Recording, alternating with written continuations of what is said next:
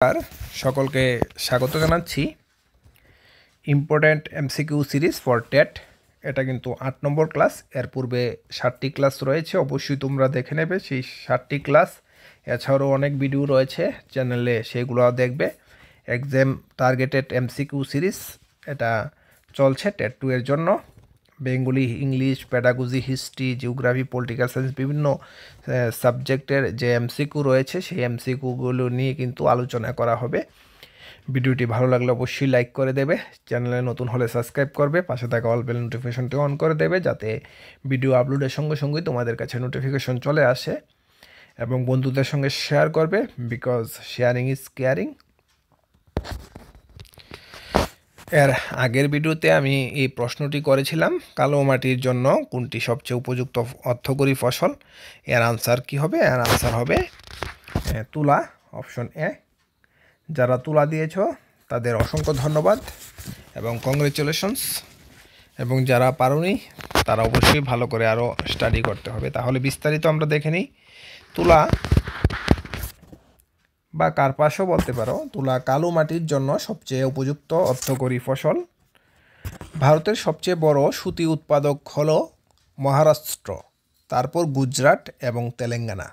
ভারতের সবচাইতে বেশি সুতি কাপড় উৎপাদিত হয় মহারাষ্ট্রে, তারপরে কিন্তু গুজরাটে এবং তারপর তেলেঙ্গানাতে। বিশ্বের সবচেয়ে বড় তুলা উৎপাদক হলো ভারত। ভারত কিন্তু বিশ্বের মধ্যে 1 নম্বর তুলা উৎপাদনে, ভারতের পরে চীন এবং তারপর মার্কিন যুক্তরাষ্ট্র। অর্থকরী ফসল যা লাভের ফসল নামেও পরিচিত। অর্থাৎ তুলা কিন্তু অর্থকরী ফসল, অর্থাৎ তুলা চাষ করলে কিন্তু তোমরা অনেক পরিমাণে টাকা ইনকাম করতে পারবে। হলো একটি কৃষি ফসল যা লাভের জন্য বিক্রি করার জন্য উৎপাদিত হয়। তারপর রয়েছে অর্থকরী ফসলের কিছু উদাহরণ হলো চা, কফি, রাবার, নারকেল এবং মশলা। কালো মাটি যা ভারতে পাওয়া যায় অ্যালুমিনিয়াম, ম্যাগনেসিয়াম, চুন, ক্যালসিয়াম এবং লোহা যেমন ধাতু সমৃদ্ধ। কালো মাটিতে এই ধাতুগুলা কিন্তু পাওয়া যায়। এটি ফসফরাস, পটাশিয়াম, নাইট্রোজেন এবং জৈব পদার্থের ক্ষেত্রে অভাবগ্রস্ত। কালো মাটি রেগুর বা কালো তুলা মাটি নামেও পরিচিত।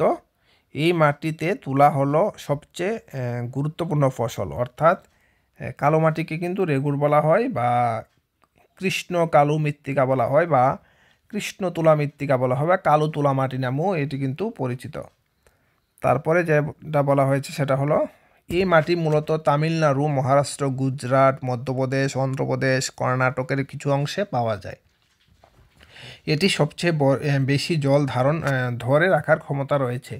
অর্থাৎ এই মাটিতে সবচাইতে বেশি জল ধারণ করার ক্ষমতা রয়েছে। কালো মাটি কঠিন্য মাটি, অর্থাৎ এই মাটিগুলা কিন্তু কঠিন্য মাটি, অর্থাৎ শক্ত মাটি, যেগুলার কিন্তু জল ধারণ ক্ষমতা সবচাইতে বেশি। নেক্সট যেই প্রশ্নটি রয়েছে সেটি হলো ভূমিতে বা উপত্যকায় পলি সঞ্চয়ের মাধ্যমে, জলাভূমিতেও হতে পারে, উপত্যকায় হতে পারে, পলি সঞ্চয়ের মাধ্যমে যে ধাতব খনিজ পদার্থ পাওয়া যায় তাকে ড্যাশ বলা হয়। কি বলা হয়? এর আনসার কি হবে? এর আনসার হবে অপশন ডি। এর আনসার হবে option D, placer deposit. Placer deposit এর আনসার হবে। প্লেসার ডিপোজিট বা প্লেসার হলো মূল্যবান খনিজ পদার্থের সংগ্রহ যা প্রাকৃতিকভাবে আবরণ নদীর তলদেশে বা সমুদ্র সৈকতে জমা হয়।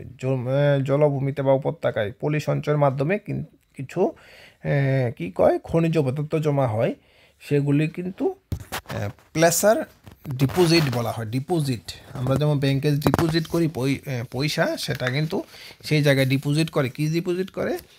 বিভিন্ন খনিজ পদার্থ কিন্তু ডিপোজিট করে। এটাকে বলা হয় প্লেসার বা placer deposit.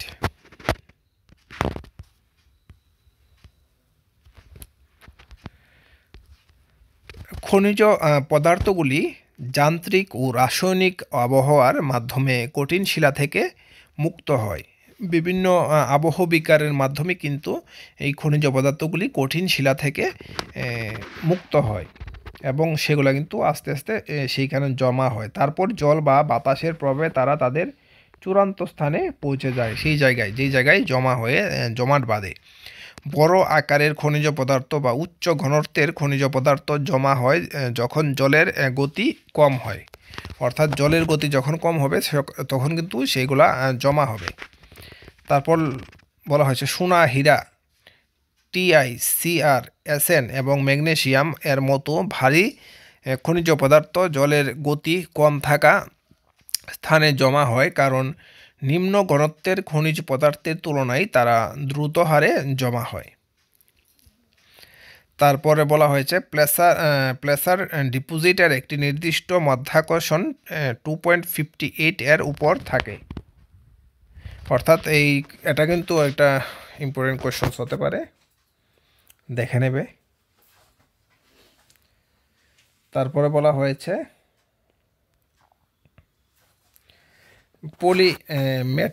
মেটালিকে noodles, manganese noodles যা মেটালিক নুডলস নামেও পরিচিত, সমুদ্র তলদেশে পাওয়া যায়, যা লোহা এবং ম্যাঙ্গানিজ হাইড্রো অক্সাইডের কেন্দ্রীয় কোর এবং ঘনীভূত স্তর দ্বারা তৈরি হয়। এটাও কিন্তু একটা গুরুত্বপূর্ণ প্রশ্ন এই জায়গা থেকে আসতে পারে, তোমরা কিন্তু এটা পড়ে নেবে। মেটালিকে নুডলস, এটারও আরেকটা নাম কি হবে, ম্যাঙ্গানিজ নুডলস। এটা কীভাবে, কোথায় পাওয়া যায় বা কীভাবে গঠিত? লোহা এবং ম্যাঙ্গানিজ দ্বারা গঠিত হয় সমুদ্রের তলদেশে। তারপর রয়েছে এতে 4টি প্রয়োজনীয় ব্যাটারি ধাতু রয়েছে। 4টি প্রয়োজনীয়: কোবাল্ট, নিকেল, তামা, ম্যাঙ্গানিজ একক আগরিকে। অর্থাৎ 4টা কিন্তু ইম্পর্টেন্স ধাতু রয়েছে কোথায়? মেটালিক নুডলসে। তারপর ভেইন ডিপোজিটটি কি? ভেইন হলো খনিজ পদার্থের ডিপোজিট, যা তৈরি হয় যখন নতুন খনিজ পদার্থ আয়তন ধারণকারী শিলায় পূর্ববর্তী ফাটল বা ভাঙ্গন পূরণ করে। জলীয় দ্রবণ প্রায়ই খনিজ পদার্থ জমা করার জন্য প্রচলিত হয়।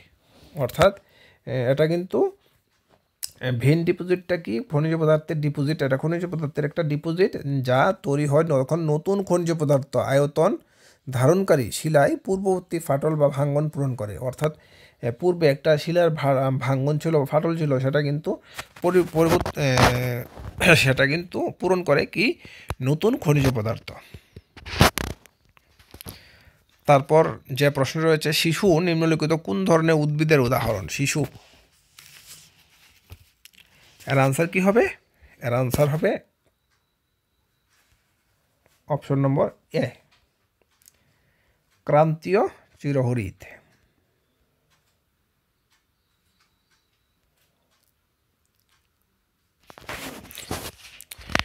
ক্রান্তীয় পর্ণমোচী উদ্ভিদ, যা সাধারণত শুষ্ক ঋতুতে নির্দিষ্ট সময়ে পাতা ঝেড়ে ফেলে। শিশু শুষ্ক ঋতুতে এর পাতা ঝরানোর সাথে পরিচিত, যা গ্রীষ্মকালীন পর্ণমোচী উদ্ভিদের সংজ্ঞার সাথে খাপ খায়। ডালবর্গিয়া শিশু উত্তর ভারতের সমভূমিতে শিশু নামেও পরিচিত, যা সাধারণত নদী ও স্রোতের তীরে পলি মাটিতে সবচেয়ে ভালো জন্মে, যা বহু পর্ণমোচী প্রজাতির পরিবেশের সাথেও সাদৃশ্যপূর্ণ হয়। অর্থাৎ শিশু কিন্তু রয়েছে, সেটার উদাহরণ যেটা ক্রান্তীয় চিরহরিৎ। এই ভিডিওতে এতটুকুই। ভিডিওটি ভালো লাগলে অবশ্যই লাইক করবে, চ্যানেল নতুন হলে সাবস্ক্রাইব করবে, পাশে থাকা অল বেল নোটিফিকেশনটি অন করে দেবে, যাতে ভিডিও আপলোডের সঙ্গে সঙ্গে তোমাদের কাছে নোটিফিকেশন চলে আসে। ভিডিওটি দেখার জন্য অসংখ্য ধন্যবাদ।